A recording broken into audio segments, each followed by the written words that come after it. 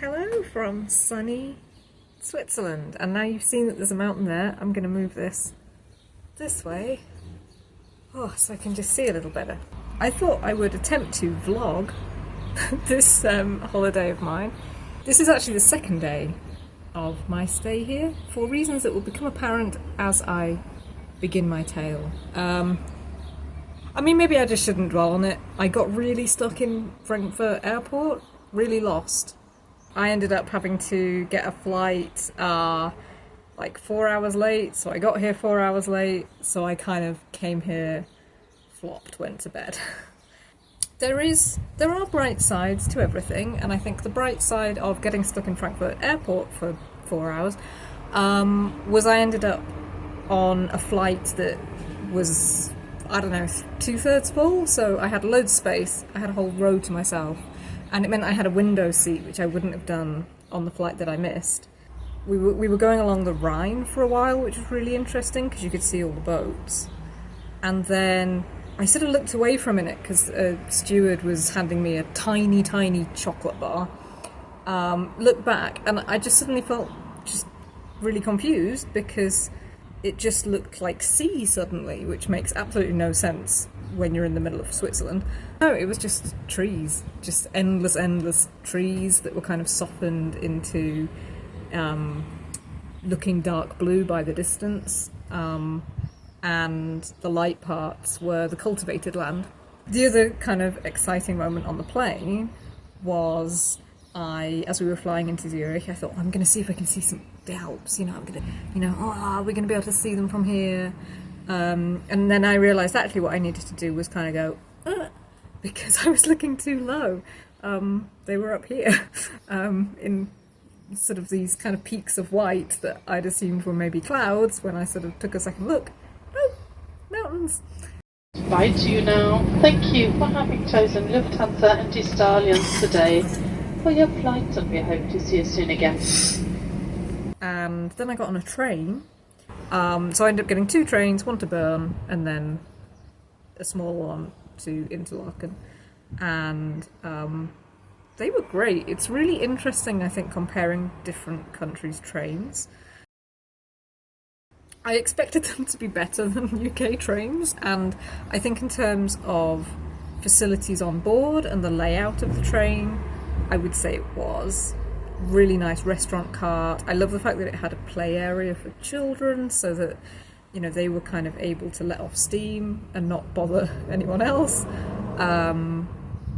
That they were sort of like a double-decker train, so there's room for bikes. The only kind of thing I was really missing is in the UK you tend to get a lot of information about each stop, and very detailed digital screens, and I didn't see that so much, particularly on platforms. And there wasn't free Wi-Fi on the train. But a really lovely train journey, kind of going along the side of the lake. And when I finally got to my hotel, I just kind of crashed because it was really late and I was so tired and quite stressed. And I kind of had a bit of trouble sleeping because I just had like airports in my mind. But woke up this morning and I was really feeling ready to get going again, which was nice. I find that sometimes when I'm on holiday, I have this tendency to overexhaust myself really early on. Like the first couple of days, I'm like, yes! And then by the 3rd day, I kind of crash. So I thought I would avoid that, and on my first day, have a really chill day, looking around Interlaken and doing the kind of local funicular railway that I keep forgetting the name of, harder Cooing. Walked around Interlaken a bit. It was really quite rainy. There's a telescope here so you can look and see the beautiful mountain views.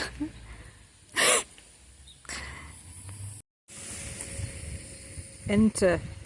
So I got to this lovely nature park where there are ibexes. I'm gonna guess it's like sheep and they're ibex. There were ibex. Really incredible. I loved watching them, just their little interactions with each other within this little family group they've got, and you can see the age of the males, especially by their huge horns. I mean, there was one of them, this like really scruffy old ibex, very regal elderly gentleman, and his horns were like bigger than he was. They were huge. There were also these little marmosets that kind of made these squeaking noises that almost sounded like a bird. So they were fun, and there was like an alpine garden there with native species and some bees. So I found a little bee farm, always good. So then I got to the funicular, and you will remember I was meant to be like taking it easy, but like it was like really expensive to get a ticket both ways, and I sort of I hiked up. I hiked it.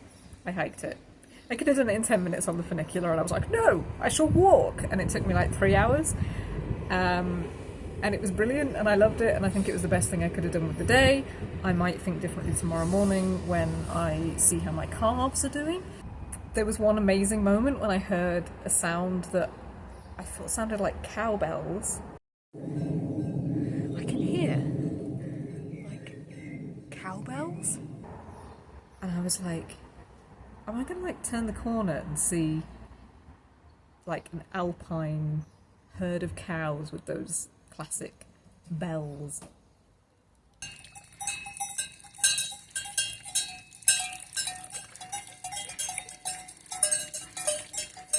I just realised the top of the cable car is like there, and that's a bit depressing, but I think it was really worth coming this way just to get to really enjoy the views and meet those cows. They're my best friends now. And as I climbed higher, sometimes I was really in the cloud. It got very misty, and sometimes there were areas that were quite densely packed with forest. But it was always really easy to find the trail. Someone had done a really good job painting way markers. Didn't get lost once, and I'm the kind of person who gets lost very easily, particularly in Frankfurt Airport apparently. So yeah, it was really good, and I felt a real sense of achievement having made it to the top. And all the people who came up on the funicular, I was kind of looking at them like, you know, you cheaters, you. There was a lovely observation platform up there, and it was just nice to chill out. I had to wait a little bit just to it was still a little bit cloudy, but that cleared quite quickly. I started to get glimpses of this wonderful landscape, wonderful views. I did a little painting. Check it out, my sandwich inflated. How cool is that? That was really fun. And eventually, I spent quite a while up there actually, just soaking it in. I thought, I guess it's time for me to finally have a go on the funicular. And I got to see this landscape that had taken me 3 hours to get up kind of whiz by in 10 minutes. And I took lots of video that's gonna have this poor couple that was sat in front of me's head on. I think this is the point where I need to be sensible, right? It's time to chill.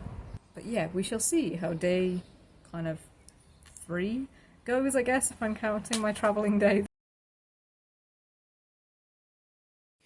So today didn't quite go according to plan. Still a good day, I've still had a really nice time, but my plans went a little bit awry. I knew that we were going to get a little bit of sunshine first thing in the morning, but that by midday it was going to cloud over, start raining. So I had these plans to go to some caves near Interlaken called St. Peter's Caves, and I'd heard that you could get a boat out to the caves, which I thought would be more interesting than like getting a bus or whatever. So I set off first thing, straight after breakfast, headed straight to the ticket office for the boat, which I didn't get a picture of. I did get lots of pictures of horses holding up traffic, so that's what you're seeing. And then it turned out that they didn't open till 10. And then it turned out that like the first Ferry of the day, which included St. Peter's Caves as a stop, wasn't going to be till the afternoon. I ended up spending the rest of the morning looking around for souvenir shops and not buying anything. Like, there's a little walking tour around the centre of Interlaken, which is quite cute. Sure enough, by the time 12 came, I could tell things were on the turn a little bit. Get on the boat. There was kind of low clouds, which meant when we were out on the lake, I couldn't see right up into the kind of upper peaks of the mountains, but it was still just fun to be out on the lake and still quite pretty and nice.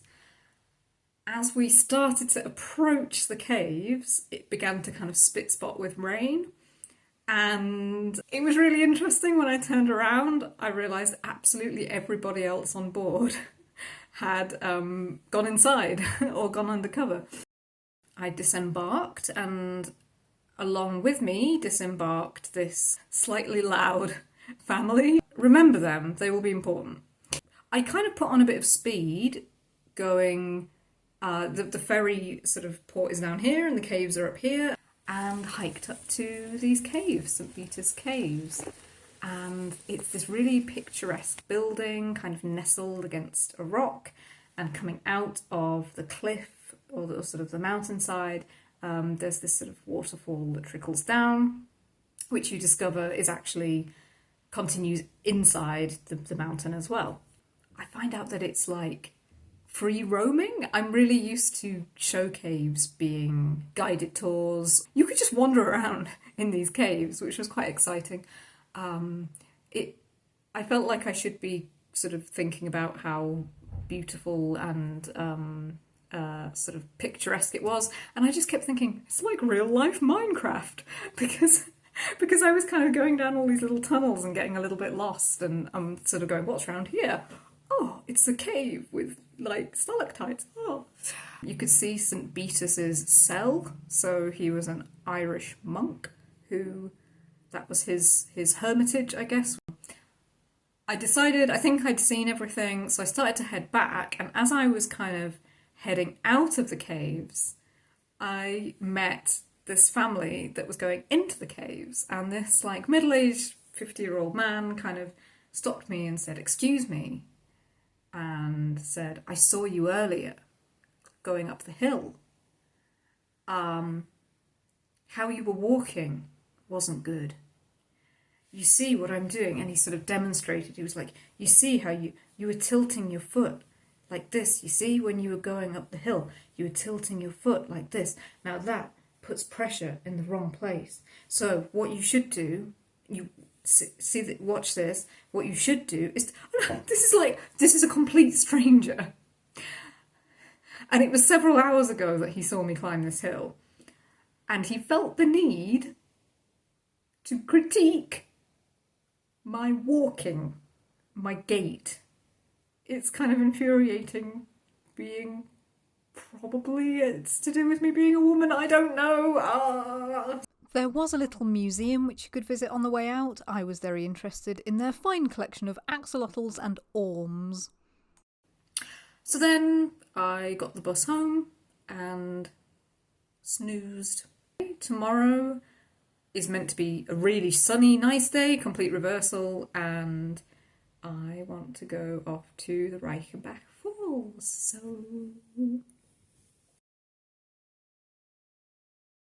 So, as predicted, today was really warm, really sunny, gorgeous, gorgeous day. My order of priorities was Reichenbach Falls first. I wanted to do the air sluice, the air gorge, which I'll get to what that is later. And I just kind of wanted to look round Meiringen because I know it's such a pretty place. And I thought, okay, if I get all of that done, then I will do the Sherlock Holmes Museum. I don't know, I was kind of like thinking it's going to be this really touristy, like tourist trap kind of, like the Sherlock Holmes Museum in London, which just makes money hand over fist and kind of rubs me up the wrong way. So, set off nice and early, gorgeous, gorgeous train journey along the lake, and just gorgeous seeing all the little villages as I go along, and loads of waterfalls. Just so many waterfalls as you go along. Nächster Halt Meiringen Mietbahnhof. Ihnen nach die Zentralbahn in Frankfurt. Auf Wiedersehen. Next stop Meiringen. This is the terminus station. I got out at Meiringen and very quickly ran into the statue of Sherlock Holmes. There's a snake under his hat. There's actually references to all of the stories somewhere on him. Although I noticed actually that, because I remember reading that, like, oh, in that sculpture there's a reference to all 60 stories. And I'm like, how? I wonder if some of them are actually on the plaque underneath. So I did the obligatory taking a selfie with Sherlock Holmes. There are also some like information boards out there in this little garden where the statue is that were a lot of fun. They sort of retell the story of the final problem in the empty house. I met a cat, which I feel is very important to tell you about. Hallo, kleine Katze. Oh. Okay, tschüss. Tschüss. Tschüss. So I went off to find the Reichenbach Bahnhof. What I didn't realise is it's sort of in the middle of a hospital or something. There's like a private hospital of some description, and the lower station of the Reichenbach Bahn is just slap bang in the middle of it. I did consider hiking up because I really enjoyed that hike a couple of days ago, but I realised if I wanted to get done everything I wanted to in that day, I needed to make some compromises, and so I just took the funicular. So I took the funicular up. It gets you sort of to a good place to view the falls, but certainly not to the top, which is good because then you can have the fun of hiking up to the top yourself, and that feels good. And actually none of the people that went up with me did, and I didn't see many people at all up there. Most people just took the funicular to the viewing platform, took a picture of the Reichenbach Falls and came back down again. Oh my goodness, there's like a little museum up there actually. I mean, a room. It's got like a wax bust of Sherlock Holmes in it. It's got a TV screen playing, as far as I can tell, the Vasily Livanov and Jeremy Brett versions of Final Problem on a loop. It's got a quiz game that was infuriating me because there was one that was like, what's Moriarty's false name? And I was like, what? What? The options were just really funny, and I got the giggles, and I got a bit self-conscious because somebody else was like right there wondering why I was laughing my head off at this thing. Part of me was a bit worried that I was going to go to the Reichenbach Falls, and the thing is, like, you know, there's that famous Turner painting. I think, did Kant describe the Reichenbach Falls or like alpine waterfalls as being like the embodiment of the sublime, like they're sort of beautiful and terrible at the same time. And then you have this mythos of the Reichenbach Falls as this sort of deadly force, you know, there's something almost like eldritch about it, like it's unstoppable and it is death. And I was a bit worried I was going to get there and be like, there's just some water, you know, and it was going to be a bit of an anticlimax. But no, my heart was really going when I was at the top there. Because there's something just like instinctually scary, I think, about you're up high and there's just this volume of water and it is thundering and it's loud and it's plunging down. And I can see why Arthur Conan Doyle would visit that and think, I need to use this. It is such a good setting. And I did hike my way around to get to the spot where, you know, this epic battle fight occurred between Holmes and Moriarty, which is marked by a little white star. You can go up and visit the star. Oh, it was cute as well. Some people had left. I think a German fan club had left a little rosette for him. So this intersection's kind of fun. If you go down this way, you get to Meiringen.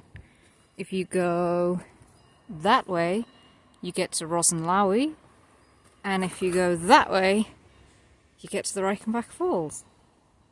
So yeah, after I'd had my fill of wandering around the Reichenbach Falls, I took the funicular down, and then I set off to find the Air Gorge, which is this, like, I gotta admit, between the two, I think that's probably Meiringen's most impressive geological feature, is actually this gorge. Alternate universe where Arthur Conan Doyle killed Holmes off there, maybe?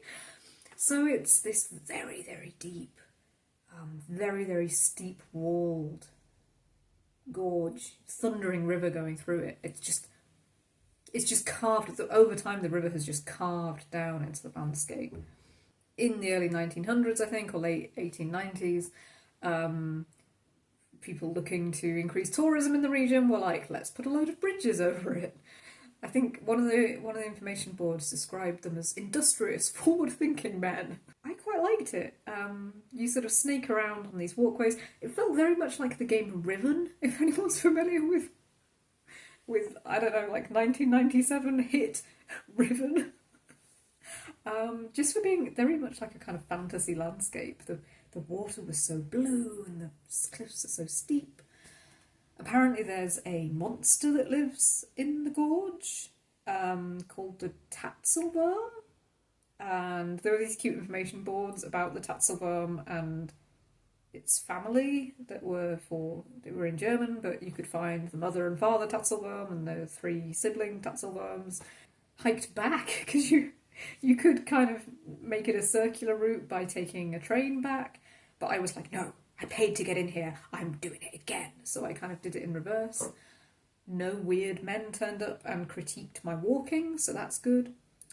And then I had a little wander around Meiringen, met several cats, met several sheep, goats, horses, cows. It's a lovely, lovely place. Lovely place. And eventually I did get around to going to the Sherlock Holmes Museum.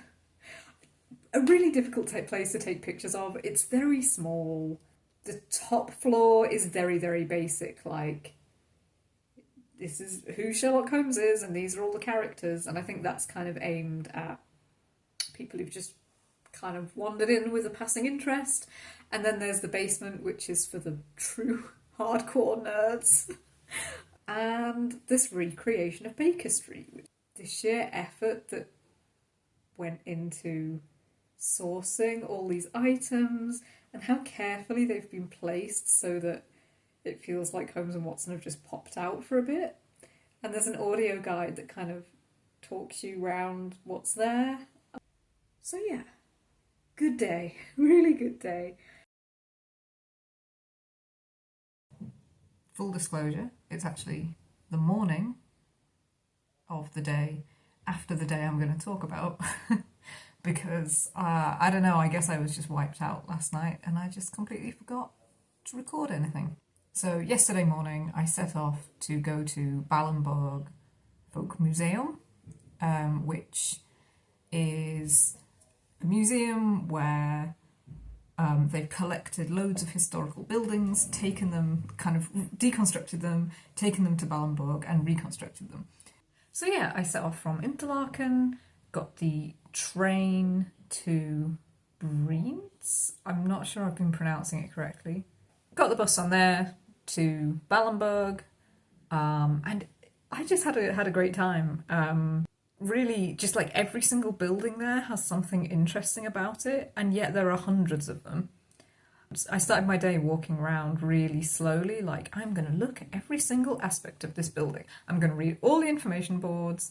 Oh, this one's got a exhibition on folk music, and it has all these folk instruments inside. How exciting. This one's got an exhibition about folk dress. I'm going to spend ages looking at that as well. Oh, this one's all about cheese making. This one's all about beekeeping. And I was going really slowly, just having a blast. And then I realised, like, I think I'd been there 2 hours and I'd maybe done a quarter of what's there. maybe something like that. So I kind of picked up the pace a little bit. It is a very, very expansive museum. I mean, it is huge. Took me 6 hours. It was definitely a really long day, and that's probably why I was so tired. But just fascinating. I mean, I was in my element. The views were lovely. The weather was lovely.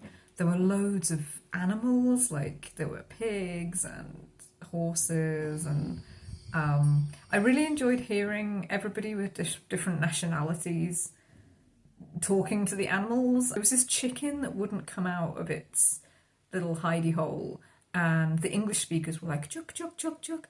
And then, you know, a German speaker would come along and be like, bok, bok, bok, or something. You know, like everybody was doing their own just to try and coax this chicken out. There was one point where, see, I'd got really used to hearing mostly French and German and sometimes Italian voices. And then suddenly I was looking at this pig, and I'm not going to be able to do the accent, but this little boy spoke up in this really strong Irish accent and was like, Mammy, Mammy, that pig would make good sausages, wouldn't it? That pig would make good sausages. There were horse and carts as well. If you were willing to pay for them, you could get a horse and cart ride around.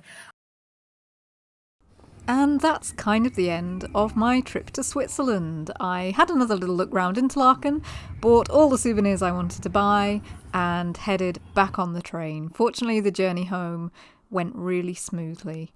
So that was a trip a long time in the planning. I'd wanted to do that for a decade. Problem was, I got home and I just wanted to do it again, so I'm going to be saving up some money to see more of Switzerland, hopefully not before too long. I hope you enjoyed watching this slightly rambling amateur home video of my holiday to Switzerland.